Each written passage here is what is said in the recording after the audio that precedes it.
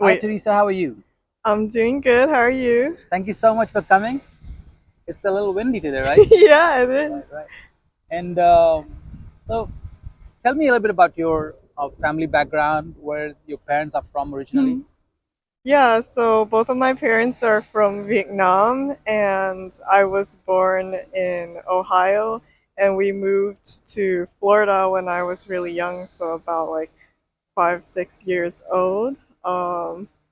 So that's kind of like And the your basic. parents met in Vietnam, or they met Um, here? so it's a little bit of an If you feel interesting comfortable telling, story. talking about it. Yeah, my parents met in Ohio. They both went to Ohio State University. So, yeah, they met in the United States. Okay. And do you have any like ties to Vietnam as a child growing up? Did you go back sometimes?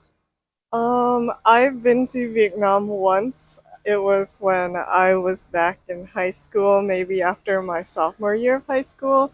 We went there and we stayed with some family relatives, and it was kind of like a trip to both travel the country a little bit, but also visit my cousin's wedding because he was born here too, but he married a girl from Vietnam, so they kind of wanted to have a wedding over there where their family could attend and ours could too. As growing up in Ohio and Florida, did you speak any other language than English? So when I was really young, my brother and I both spoke Vietnamese. I think we were raised primarily in Vietnamese. So I was really fluent when I was younger. But once we transferred to like school and started speaking English, I think there was a little bit of a rough transition because I don't really remember how it was for me, but for my brother, he just wanted to speak Vietnamese. He didn't want to speak English. So my parents kind of started speaking in English to encourage him to speak English to like the other kids, to his peers. And then ever since then, we've kind of lost touch with the language because we became used to speaking English. Was that the common language that was spoken in your household was Vietnamese or English? It used to be Vietnamese. My grandma, she lives with us. My grandma from my dad's side, and she speaks primarily Vietnamese, but she's also been trying to speak more English to us too. Like if we don't understand something, she'll switch to English. So, okay, back to Vietnamese. So you Mhm. speak some Vietnamese now, but you don't have a good grasp on it anymore, right? Yeah, I don't really have a good grasp. I can say some common phrases, and Okay. sometimes I try to communicate with my grandma in Vietnamese, Mhm. but I don't really have a grasp on the language, Mhm. and I wish I had stuck with it, but Mhm. it kind of just faded. Do you have many ties? Like I asked this question before. Mhm. Do you have some kind of Vietnamese network, your family here in Ohio and Florida, that you mingle and celebrate different kinds of festivals and other cultural events? So it's kind of interesting because my family feels like we're walking this very interesting line between two cultures. We usually have family reunions with my Mhm. mom and her sister, so my aunts and my one uncle, because we all generally live in the same area. So we'll have like family reunions. That's usually when the Vietnamese culture comes out Mhm. because everyone will be speaking Vietnamese to each other. But us cousins, we were all born in the United States, so we'll speak English with each other. My older cousins, they both have become more in tune with the culture than like me and my brother or my other younger The cousins. Vietnamese culture. Yes, with Okay. the Vietnamese Oh, okay. culture Okay. because my older cousin he married a Vietnamese woman, so Mhm. he like learned the language and they can talk both in Vietnamese and English to each Okay. other, but mainly Vietnamese. And then my other older cousin, she did like a Vietnamese pageant, Mhm. so she was able to connect with different Vietnamese girls and Mhm. like really start to learn the language and connect to both our culture and like the kind of thing she was interested in. So Mhm. they kind of bring that flair to the reunions that we usually lack. Um, But the part of the culture I think I connect the most with is probably the food because we eat Vietnamese food like every day. What's your favorite Vietnamese dish? Mine would be bún bò. It's kind of like this noodle broth dish that's really rich in the broth flavor, and I really love it. Is it more like comfort food Um, or more like a delicacy?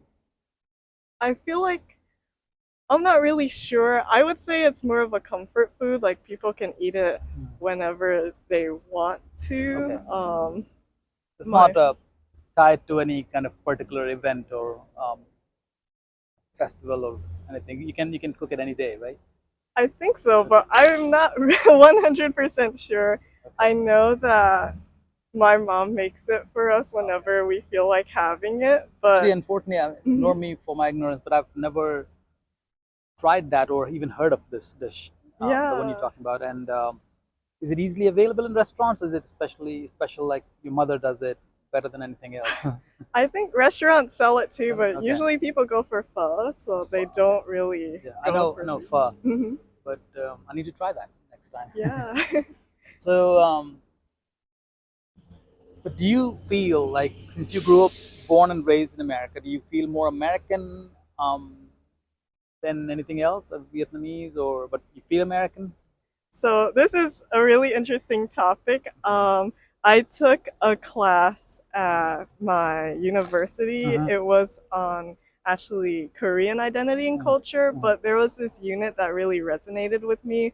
We talked about kind of like the experiences of kids whose parents were from a different Asian country but grew up in the United States. So Uh-huh. with like that American culture, and we had this whole discussion about how it feels less of trying to belong to like Vietnam or to South Korea or to that culture versus the American culture, and more of like this own little hybrid subculture of being Asian American. So that's where I feel like I fit in because I have a lot of family traditions and like personal family cultures that I resonate a lot with that some of my American friends who are not from like intercultural households might not have.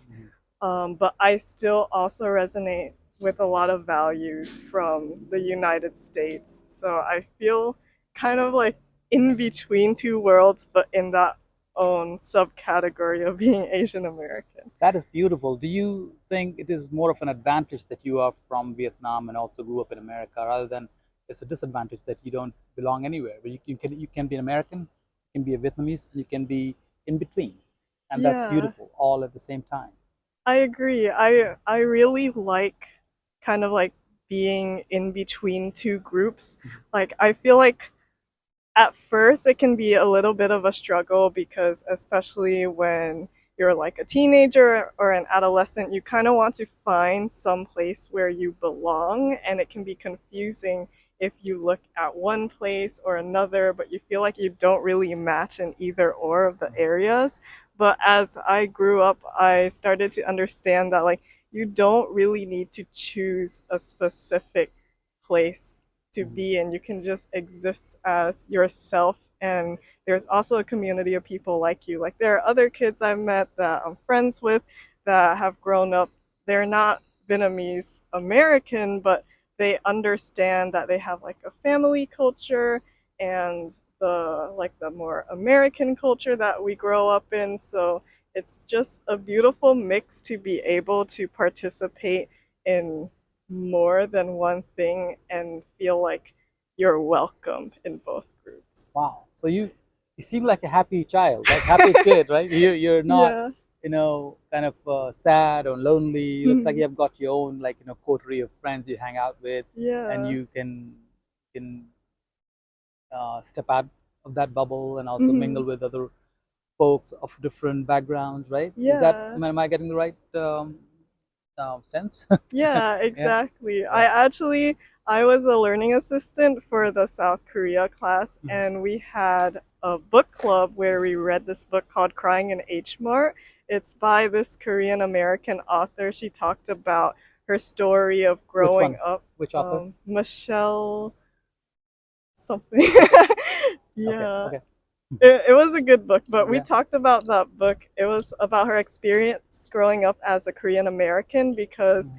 her mom was from Korea, but her dad was white. I don't remember if. Remember we read that the story in our Mhm. the Zach was the main character and he was not being nice to his mother. Yeah, Remember that? that Yeah. story spoke Yeah. to me. Paper, Right, right. Wind papers. chimes. What was the name Yeah. of the story? Wind chimes. That one you wrote. Oh The yeah, yeah. I yeah. wrote the story when the wind When the chimes. wind chimes. That was such a Yeah. beautiful story. Oh, thank you. Yeah, I still I cannot forget that story. Oh, I'm glad. Yeah. I think it Yeah. was inspired by that one, sort of, but you Yeah. took it in a different direction, Yeah. because you're talking about two young boy and one young couple were trying to get Mhm. close, but they were not able to, right? Yeah. And the boy was taking care of his grandpa or some or dad or Um. somebody, Mhm. and I don't know, it was beautiful. Yeah. It's been a Thank while. you. Mhm. Sorry, I interrupted. So you took a course, but and you read a book about a Korean. What was that? Yeah, so we read a book. It was about basically this Korean American's experience with her parents being from different cultures and how she struggled to find like a place where she belonged and she couldn't connect with her culture until her mom passed and she had to deal with the loss of her mom. Hmm. So the reason I bring this up is because we talked about a lot of these themes in our book club about being like American versus being from another culture versus finding that space in between. Hmm. And I think it was just really insightful, like being able to connect with all of the students in the book club. We had people from families of like one culture and from another. So we were able to get a bigger understanding of like how people and cultures all connect to each other beyond just ourselves. And Hmm. I found that to be really amazing. Very nice, very nice. Did you also at some point or any point in your life or Mhm. felt any kind of racism of any sort in school or at college or sometimes? If you don't want to talk about it, that's fine. Yeah, so I think it it's a really interesting topic because there are people who have gone through really raw and difficult experiences because of who they are and like kids making fun of them for not belonging or making like stereotypical jokes. For me personally, I've been pretty lucky. I have heard of people who have been like bullied for being Asian, like people make fun of their eyes being too small or using chopsticks and saying like random phrases. And this discussion came up in the book club too. Um, but for me, I mainly like I'm a quiet person myself, so I kind of like to usually distance myself from the big group conversations and I like to observe and see everything that's going on. So for me, I can't remember the term off of the top of my head right now. I think it's not yeah. I can't remember the term, but I face like positive stereotypes that Mhm. can actually be harmful in the long run, like, oh, you're Asian, so you're smart. Mhm. So sometimes people might assume because we like to make patterns of things and put people into groups just so we don't have to think more heavily about like all of those topics. So people might look at me and say, "Oh, you're Asian, you're smart," or "Oh, you have glasses, so that must mean you're smart," or like you're good at math and things like that. And sometimes I think that can cause a conflict because if someone is Asian and then people assume they're smart but they're not smart, it can make them feel like really bad because people are just assuming something of you and now there's this expectation and you can't live up to it in a sense. But looks like you don't let that affect you too much, right? Yeah, I've learned that sometimes I think, at least from my perspective, yes, people can. Sorry about that interruption, Teresa. So you're talking about the positive stereotypes, right? Can you Mhm. elaborate a little bit more, like how it can also cause harm to you in longer run? What were you talking about? Yeah, so I was talking about how it can be harmful when people box you into different categories, but I think it's important to remember that each person has their own experience and their own journey. So even if like I'm coming from a place where someone asks me a question and it reminds me of all the other times people have assumed things, like when people ask the question, where are you from? And I'm like, oh, I'm from Ohio. And then they say, where are you actually from? Then I'm understanding they mean like what is my ethnicity, what is my cultural background from. And sometimes it's easy for me to get offended because I'm like, oh, they're assuming that I'm not American, so I don't understand the culture that we are collectively a part of. But then I remember that sometimes people ask these questions, but they don't mean it from a place of harm. So they might just be genuinely curious about um, my cultural background and like where I see myself fitting into that. So I think it's important to kind of not misjudge people to always have negative intent, but to take that as an opportunity to share our stories. Beautiful. What a beautiful way. So you basically saying whatever it is, take it. Don't be quick to judge, Yeah. and uh, understand that they might be asking because they're curious, not because they're Hmm. trying to put you in a box or in a certain category, and don't have to be offended immediately. Yes, Right. exactly. Very nice. So that's a good way to take life, um, think about life in general too, right? Hmm. um what would you advise or suggest to other people of color Hmm. and immigrants from other countries who come to study in America in different colleges and universities? What do you think they should, what kind of attitude should they have? Do you have any Yeah. advice for them? So I think in America, there's a lot of discussion about like race and culture and ethnicity, and it's very easy to get pulled from one way or another where you feel like people are pitting two groups against each other, and there's like this sense of inequality and injustice and imbalance, which in some cases it's true, and there's like abuse from companies and things like that. But it's important to, although we see this big picture, to remember that down at a Mm-hmm. small scale, when you meet individual people, to not be quick to put them in a me versus them kind of way, but kind of like figure out who is this person that I'm talking to, what is their story, and how can I learn from them, versus who is this person and are they trying to harm me because they're part of like a group that I'm not a part of. Thank you.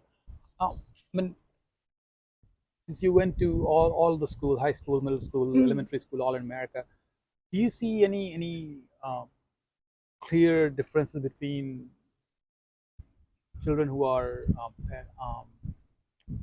kids who are children of immigrants versus children who are kids of this American folks who always lived Mm. here for generations?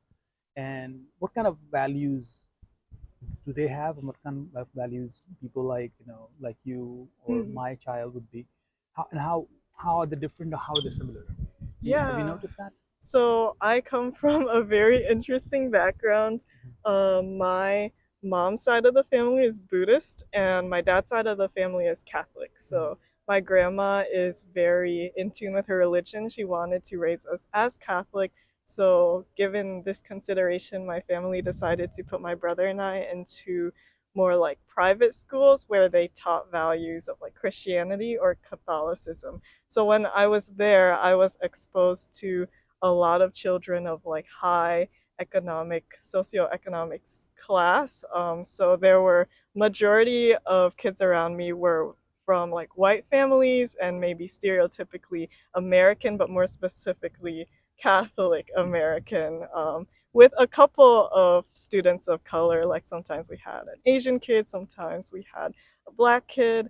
So it really just depended from there. And I think the major culture shock I had was when I moved from a Catholic school with not a lot of people of color into a a public school for high school because that's when I shifted education settings. That's when I was exposed to more students of color. But even then, I attended like an international baccalaureate program. So then the value shifted from like these more Catholic values to like this program that tried to get us to understand a global perspective. So I got to meet a lot of kids that were kind of like me who grew up in both the American culture but also had family from countries like India, Sri Lanka, and all sorts of places. So I feel like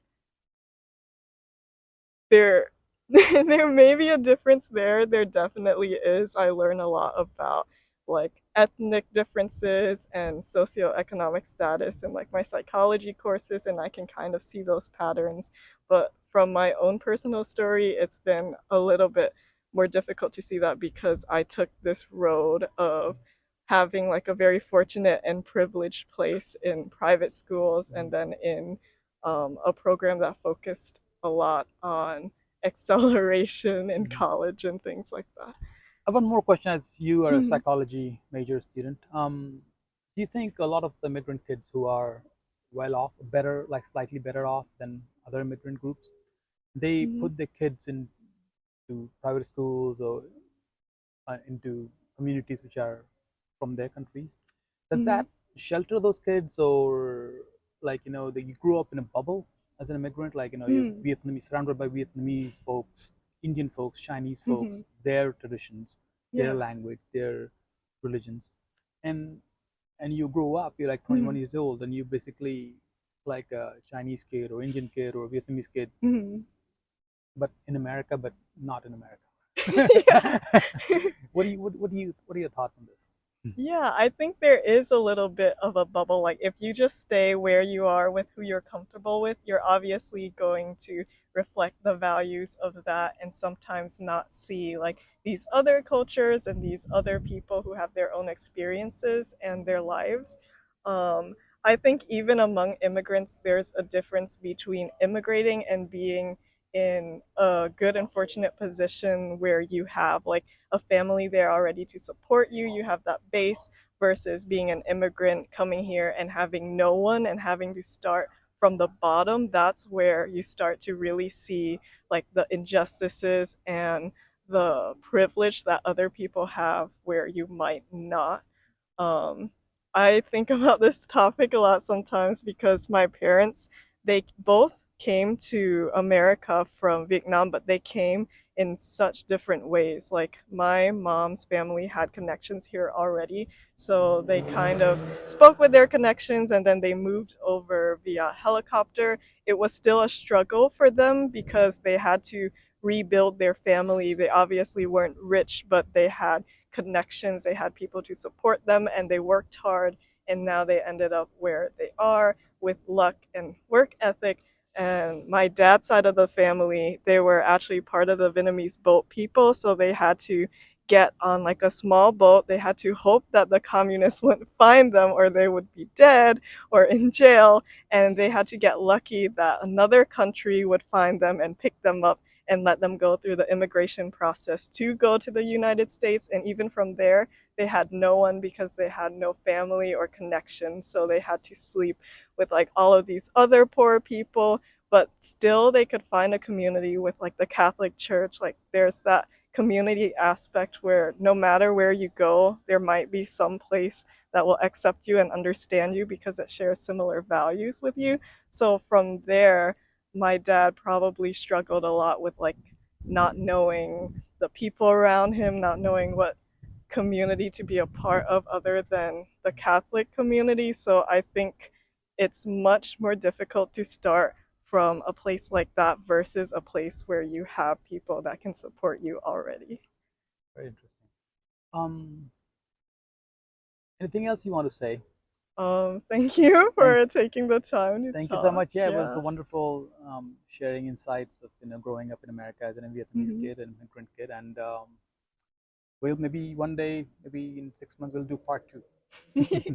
Thank you so Okay. much. Yes. Thank you.